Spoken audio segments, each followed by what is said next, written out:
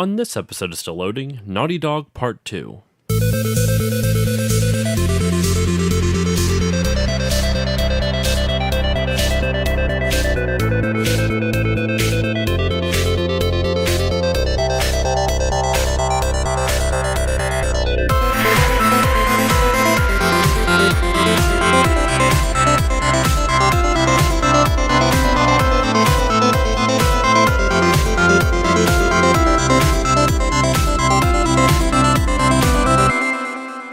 Hello all, and welcome back to the second part of my Naughty Dog deep dive.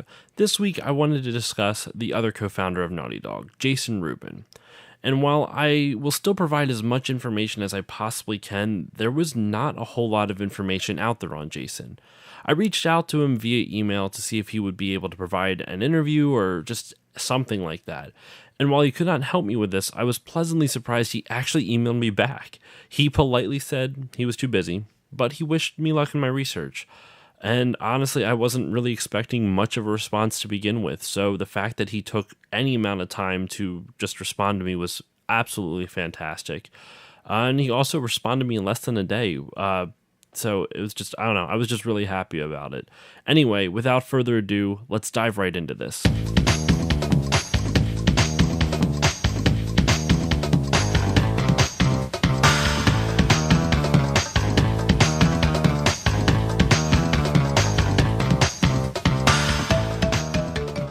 So weirdly enough, while there was a plethora of information on Andy Gavin from last episode, Jason does not have a lot of information about his childhood on the internet.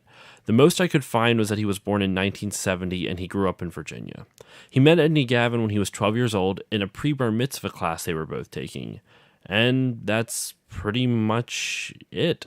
I spoke a lot about their relationship growing up in the previous episode, and I also spoke a little bit about their post-Naughty Dog career at the company Flector. One thing that is fairly important before I move on to his post-Naughty Dog and Flector career is his speech from 2004 at the DICE Awards. In 2004, he made a speech that called out game publishers and how they treat their video game developers. It's disheartening to think that a speech from 15 years ago is still making points that are valid today, but just not enough has changed. In the speech, he made 4 points to address why he felt game developers were not respected enough. 1. Games are treated like packaged goods. He stated that the packaged goods rely more on the marketing than on the quality of the product. There is no difference in the functionality of a Prada purse versus a non-name brand purse. What does matter is the label and how it is marketed to consumers. 2. Video games are a talent business, not a brand business. You go to see a movie because Steven Spielberg directed it, not because Columbia produced it.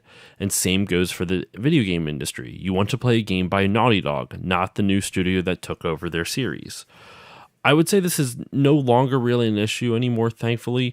Now, developers are getting a lot more recognition, and game directors at that are getting a lot of recognition. I mean, if you think about it, there's a lot more game developers that are in the public eye. Clint Hawking, who was the director of Far Cry 2. There's also Ken Levine, who did the BioShock games and System Shock 2. And even if you think about the famous directors from Naughty Dog, Bruce Straley and Neil Druckmann, who did The Last of Us and Uncharted 4. There's a lot more recognition for these developers now than there was when this speech was made. So that is at least a step in the right direction. His third point, if the business does not change, the talent suffers. And finally, the fourth point, talent has to force that change.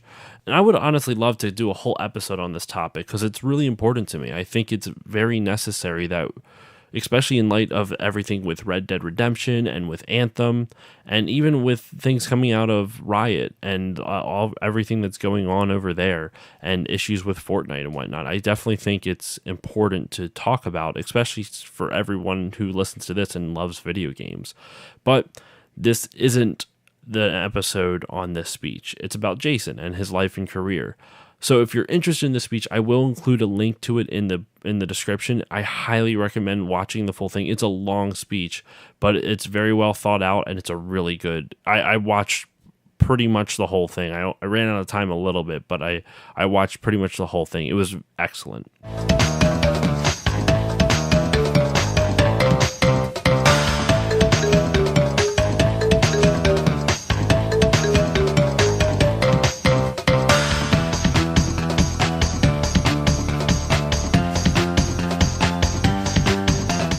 Now getting back into Naughty Dog's history, we're meeting back up with Jason post Naughty Dog. Like I said in the Andy episode, I want to cover all of Naughty Dog's experience in its own episode. Not experience, excuse me, but I want to cover all of Naughty Dog's history in one episode.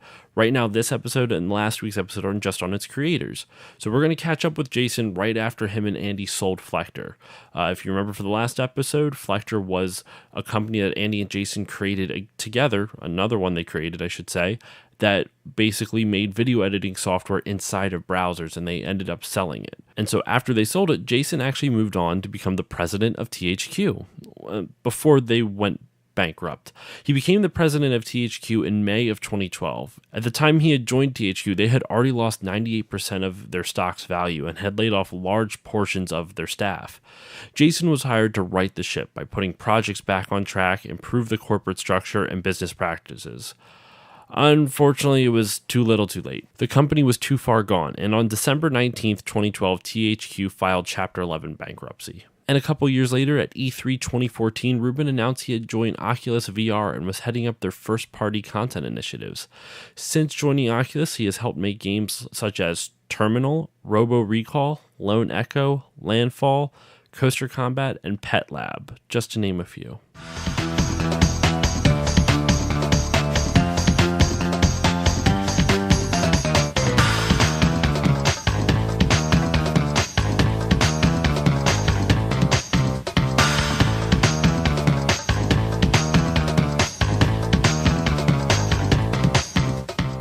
And unfortunately, I know this episode is clocking in at under 10 minutes. I'm really sorry, guys. There was not a lot of info on this one. I was really thinking, do I want to combine it with the Andy Gavin episode? But there was so much information on it.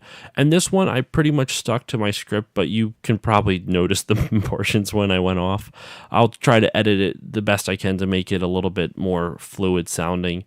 But in any case, there really was not a whole lot on Jason out on the internet. In fact, in the Andy episode, I could have gotten his exact date of birth, but I chose not to because all I could get was Jason's year of birth. So I figured to keep with consistency, I would have Andy's year of birth and Jason's year of birth. It's very strange. It's very strange how little of him is out on the internet for how big of an influence he's had on the internet and gaming. So I guess before the next episode in 2 weeks' time, I just want to kind of give a thank you to these guys. I mean, I know they'll probably never listen to this, and I doubt Jason will actually listen to this episode. I mean, I told him what podcast I was from, not like that means anything to him, but so I doubt he'll listen to this. But on the off chance any of them ever listen to this at any point in time, just thank you. Thank you for making the games that you did. Thank you for your creativity and like your ingenuity to push the boundaries of what a game could be.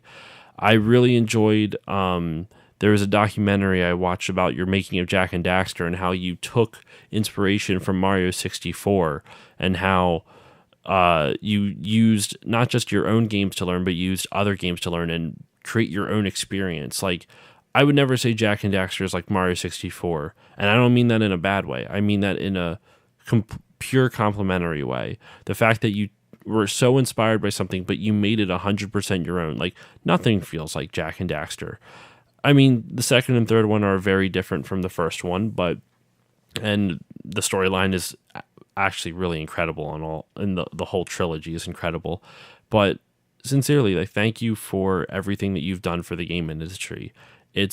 I'm looking forward to whatever you do in the future, and honestly, I might start following Andy's blog more frequently because he posts a lot about food, and he just posts a lot about like just interesting things. I'll provide links for Andy's blog, as well as, like I said before, the YouTube video on Jason's speech from 2004. So thank you all for listening. Sorry again, this episode was a bit on the shorter side. Like I said, there wasn't a whole lot of information on Jason out there, but nonetheless, it was a lot of fun learning more about Naughty Dog's creators. Be ready for the third and final installment of my Naughty Dog series. Based off the information I have found already, it should be a big episode, and I have a friend on there to help me out with it.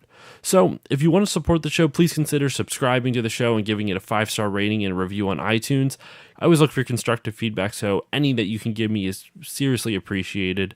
You can also check out the amazing shows on the network I'm a part of, the Podbeard Network. Go check out the website, podbeardnetwork.com. You can also check it out on Podbeard's social media, which is at Podbeard Network on Facebook, Twitter, and Instagram.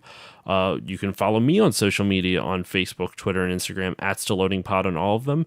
And a big shout out to the sponsor of the Podbeard Network, SeatGiant. SeatGiant is a ticket selling website where you can buy tickets for your favorite concerts, sports, or plays, or musicals, or anything of that sort. You can use the promo code PODBEARD, that's PODBEARD, at checkout, and you'll save a little bit extra on top of that. And that wraps it up for me. So seriously, thank you all once again for listening. Look forward to the third and final installment of my Naughty Dog series, and I will see you all next time.